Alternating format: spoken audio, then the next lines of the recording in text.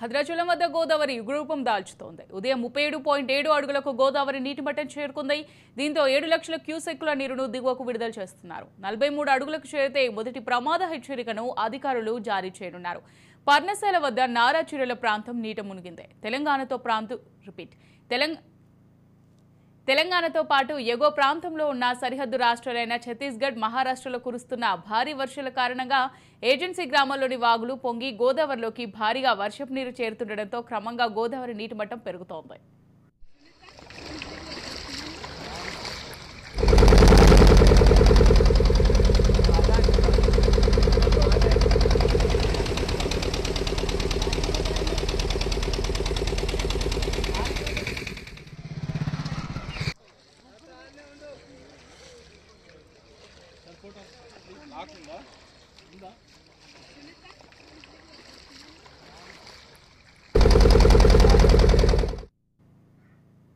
జయశంకర్ భూపాల్పల్లి జిల్లాలోని మేడిగడ్డ లక్ష్మీ బ్యారేజ్ కి భారీగా ప్రవాహం పోటెత్తింది. అధికారులు బ్యారేజ్ లో పూర్తిగా 85 గేట్లెత్తి దిగువకు నీటిని విడుదల చేస్తున్నారు. ఎగువన కురుస్తున్న వర్షాలకు కాళేశ్వరం వద్ద గోదావరి, ప్రాణహిత నదులు పరవలు తొక్కుతున్నాయి. తీరం వద్ద 9 మీటర్ల ఎత్తులో పుష్కర ఘాట్ మెట్లను తాకుతూ ఉభయ నదులు ప్రవహిస్తున్నాయి.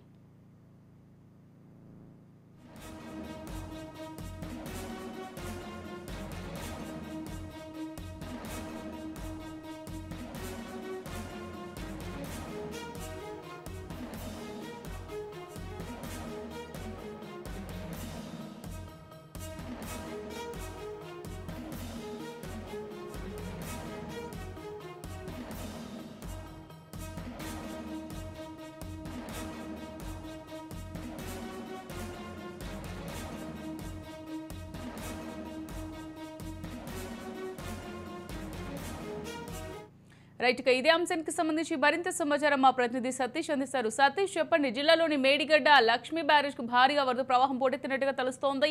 అధికారులు బ్యారేజ్ లో పూర్తిగా 85 గేట్లు ఎత్తి దిగువకు నీటిని విడుదల చేస్తున్నట్టుగా తెలుస్తోంది. మరి ప్రస్తుత బ్యారేజ్ దగ్గర పరిస్థితి ఏ విధంగా ఉంది? అమూల్య, మొత్తానికి వరద ఉధృతితోటి వస్తున్నటువంటి వర్షాలతోటి అటు వరద ఉధృతి అయితే తీవ్రంగా ఉంది. మొత్తానికి పూర్తి స్థాయిలో మేడిగడ్డ బ్యారేజ్ కి వరద ప్రవాహం 4 లక్షల క్యూసెక్లకు పైగా ఇన్ఫ్లో అవుట్ఫ్లో ఉండడంతో పూర్తి స్థాయిలో 85 గేట్లను ఎత్తివేసి దిగువకు నీటిని అయితే విడుదల చేశారు. మొత్తం నీటిని కూడా వదిలివేయడంతో ఎలాంటి ప్రమాదం అయితే లేదని అధికారులు చెప్తున్నప్పటికీ కూడా వరద నీరు తగ్గిన తర్వాతే బ్యారేజ్ కి ఏమైనా ముప్పు ఉందా అనేటువంటి అంశానికి సంబంధించి చూడాల్సి ఉంటుంది అనేటువంటి అంశాన్ని అయితే చెప్తున్నారు. మొత్తానికి 3 రోజులుగా ఇటు తెలంగాణతో పాటు అటు ఎగువన కురుస్తున్నటువంటి వర్షాలతోటి భారీగా వరద నీరు వచ్చి చేరడంతో ఒక నిండు కుండలాగా కనిపిస్తున్నటువంటి పరిస్థితి కనబడుతుంది మేడిగడ్డ బ్యారేజ్. మరొక వైపు అటు సరస్వతి బ్యారేజీ కూడా పెద్ద మొత్తంలో వరద నీరు వచ్చి చేరుతుండటంతో ఇన్ఫ్లో అవుట్ఫ్లో 16,850 క్యూసెక్ల నీటిని దిగువకు వదిలేసినటువంటి పరిస్థితి.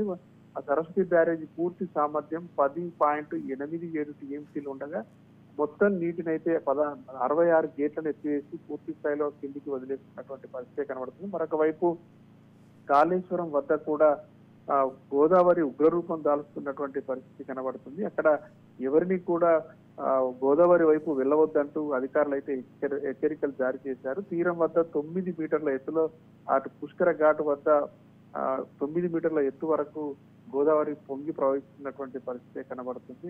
దీంతో పాటుగా ఇటు లక్ష్మీ బ్యారేజీ ఇన్ఫ్లో అవుట్ఫ్లో 4,06,510 క్యూసెక్ల నీటిని అయితే వదిలేసినటువంటి పరిస్థితి ఉంది. 85 గేట్లను కూడా పూర్తిగా ఎత్తివేశారు. ఎక్కడ కూడా ఎలాంటి ఇబ్బంది కలగకుండా ఉండేలా చర్యలు చేపడుతున్నటువంటి పరిస్థితి. అధికారులు ఇప్పటికే అప్రమత్తమై ప్రజలను అప్రమత్తం చేసేందుకోసం అవసరమైనటువంటి చర్యలు చేపడుతున్నారు.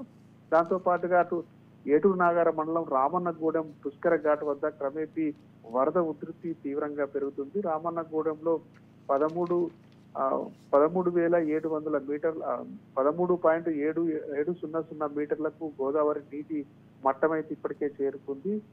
పూర్తి స్థాయిలో ఆ నీటి మట్టం కనుక 14.820 మీటర్ల కనుక చేరినట్టయితే మొదటి హెచ్చరిక జారీ చేసేటువంటి అవకాశం అయితే కనబడుతుంది. ఇంకా వర్షం కొనసాగుతున్నటువంటి నేపథ్యంలో వరద ఉధృతి పెరుగుతూ వస్తున్నటువంటి నేపథ్యంలో ఇంకా ప్రమాద హెచ్చరికలకు జారీ చేసేటువంటి అవకాశం అయితే ఉంది. గోదావరి ఉగ్రరూపం ఇప్పటికే దాల్చుతున్నటువంటి పరిస్థితి అయితే కనబడుతుంది. ప్రజలు అప్రమత్తంగా ఉండాలి. ఎవరు కూడా ఇంటి నుంచి బయటికి వెళ్ళొద్దు. అటు ఆ నదీ పరివాహక ప్రాంతంలో ఉన్నటువంటి వాళ్ళు సురక్షిత ప్రాంతాలకు తరలి వెళ్లాలని కూడా చెప్తున్నటువంటి పరిస్థితి. మరొక వైపు అధికారులు కూడా సెలవులు ఇవ్వకుండా ఎప్పటికప్పుడు అప్రమత్తంగా ఉండాలి. ప్రజలను అప్రమత్తంగా ఉంచాలి.